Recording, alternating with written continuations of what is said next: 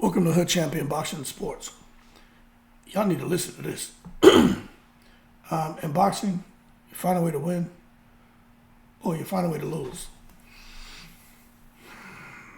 Man, okay, let me get to this part of the video first, right? The question that I presented, because there were some bozos who were just talking real stupid, was like, hey, why was there no violence at the Fury Ngannou fight? So my reply is, well, look, stupid, because it's Saudi Arabia. You just can't come out there and decide that you want to get super emotional and have a fight, okay? Because you'll be arrested without trial, right? And they'll lock you away, and it is what it is. So you don't go messing around in Saudi Arabia. Now, what I will say is this. Normally when you see a fight that's, I would say kind of controversial, although some think Fury won convincingly, some people feel Ngannou won convincingly. That leads to controversy.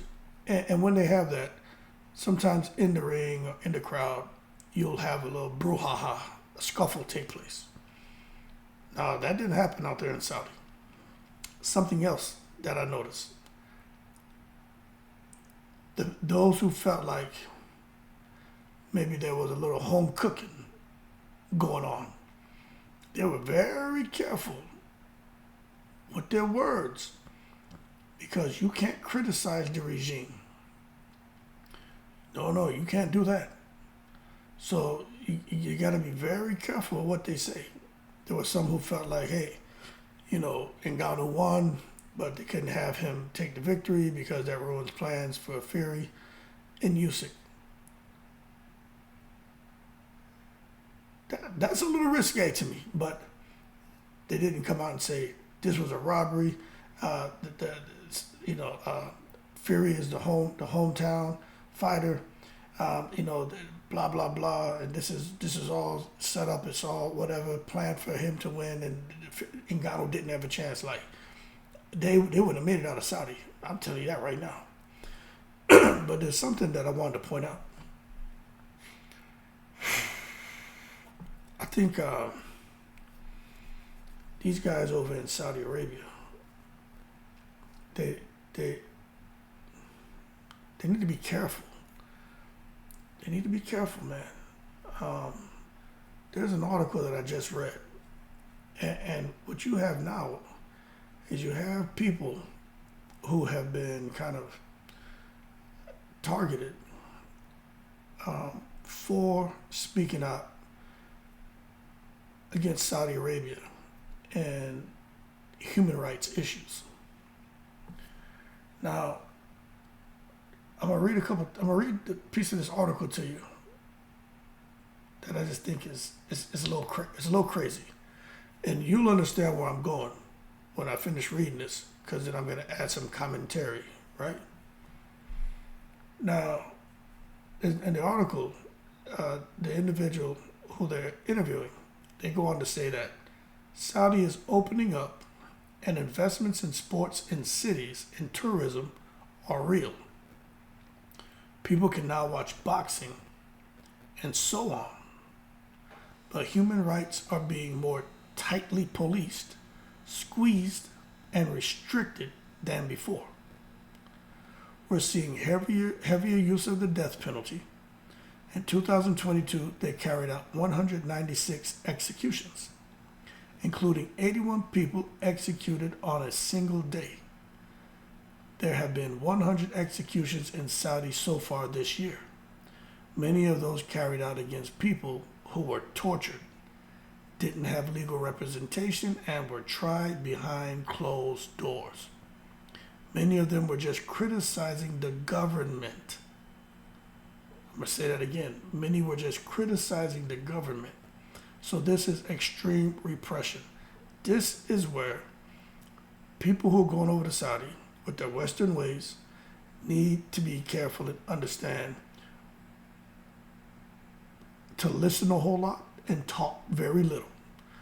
Because you come out and speak out against the fighting, that's the decision of fights, and possibly make it feel like you're criticizing those key decision makers in secret society and people behind the scenes, right? You're at the event, and they feel that you're criticizing them, or you're saying something, especially if it's not true. You could find yourself in a very uncomfortable position. But now, this is where it gets interesting, right?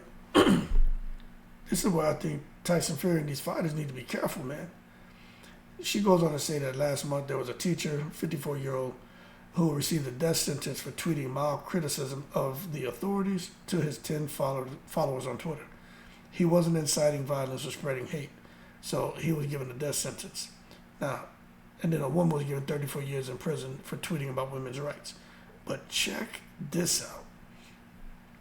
Now, it says here they were asking, right, the person, what would they say to Tyson Fury? Right? This is right in the article. Y'all think I'm joking? Let me show you this. Right here. It says, what would Jenkins say to Fury? Firstly, we understand the imperative of a boxer's career, which is to make money. We don't tell anybody that they shouldn't ply their trade in Saudi Arabia. That's entirely his decision. What we say is, and this is where Tyson Fury and those guys need to stay far away from this. Please listen to what the authorities there are telling you. Do some independent research. Look at the Amnesty or Human Rights Watch reports and learn about Lojain al-Hathloul, Salma al-Shihab, and Mohammed bin Nasir al-Ghamdi. If you were prepared to speak about those individuals, that would be incredibly important. Tyson Fury's voice to counter the sports washing narrative of the Saudi authorities would be incredibly powerful. Yeah, right. Talk about taking it to the stupid. Tyson Fury's voice to counter the sports washing narrative of the Saudi authorities would be incredibly powerful. Is this person crazy? And anybody with a brain is staying far, far away from that goddamn conversation. I wouldn't even say nothing. You ask me, put a camera in my face and ask me about human rights issues, I wouldn't say anything. I just walk off. I wouldn't say no comment. I wouldn't say nothing. I just walk off. You ain't getting me wrapped up in that crap. And then, of course, to say this is unlikely to happen, and so does Lena al-Hathloul feel increasing concern for her family in Saudi. And the bottom line, right? I don't know if Tyson Fury is aware of these articles that are being posted, but you can see that there are people, and if they get an opportunity to speak, Tyson Fury is a big name. Tyson Fury is becoming a household name. That Netflix show that him and his family have, that put him out there internationally. Netflix is all over the world. So wherever Tyson Fury goes, he is becoming a household name. But there are people who are going to start trying to use him to advance their cause, and in this particular case, to try to pressure him into speaking out against what they're saying is the sports washing narrative of the Saudi authorities. And I just think,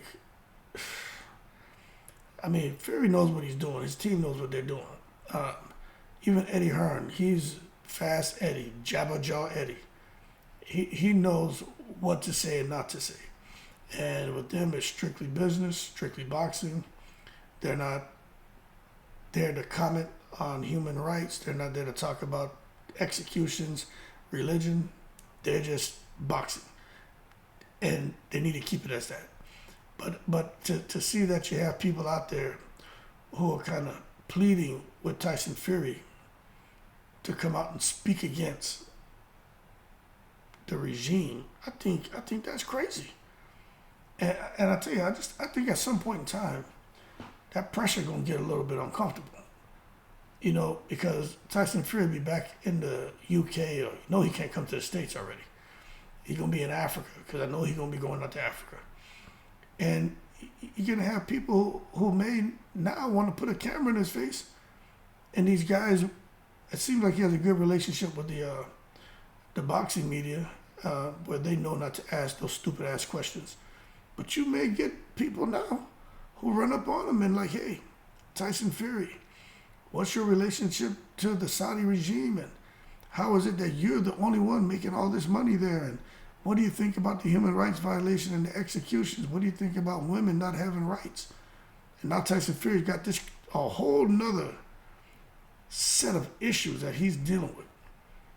Because I can see Tyson Fury a whole lot of no comment. I can see him not wanting to even do interviews with anyone no more, because you become gun shy, because you don't know what the hell what kind of question they're gonna throw at you. You know what I'm saying? He may have somebody do a sanity check on all that shit. Hey, I need to know the question they're going to ask me before a camera gets put in my face. And, for those of you who say, damn, man, Hood Champion, why are you worried about that? Because, man, I'm not wired like most of these content creators, man. You got to understand just like I need to understand my audience, you got to understand your audience. This Hood Champion is a character, man. But the person who I am, this shit hits home to me. You know what I'm saying? It's very interesting. And I sat through a lot of briefings, man, on traveling to other countries and kind of the do's and don'ts. And this is something that I just think it can go left. It can go so far left, man. And I know when these guys are traveling, there should be some kind of briefing that everyone has to take. Security briefings and stuff like that. I would think that everyone who's traveling out there has to go through that. But they're smart. They're not stupid. They're not going to go out there and make mistakes. But I just think things can get pretty tricky here real quick, especially if you get people just like this article that I came across. Tyson Fury's name started popping up in a bunch of stuff. Then next thing you know, it gets the mainstream media, and now they're saying Tyson Fury puts money over human rights and stuff like that. Now the whole thing goes left, and it's not fun anymore. You know what I'm saying? But anyway, that being said, y'all keep cool. But as far as why no violence at the Fury and Ngannou fight, because of shit that I just read to you. I'm sure that people were briefed, hey, these are the kind of things that take place over there. You coming out here, best behavior. Don't be foolish. Even Rampage Jackson and Shannon Briggs, them guys playing around and all that. Even I was watching that, I was like, to me, that was too much. Like, I wouldn't even do that. Saudi ain't the place for that, man. I lived over there. Beautiful place. But I've been through the briefings, man. I'm telling you. Anyway, y'all keep cool. I'm in the breeze.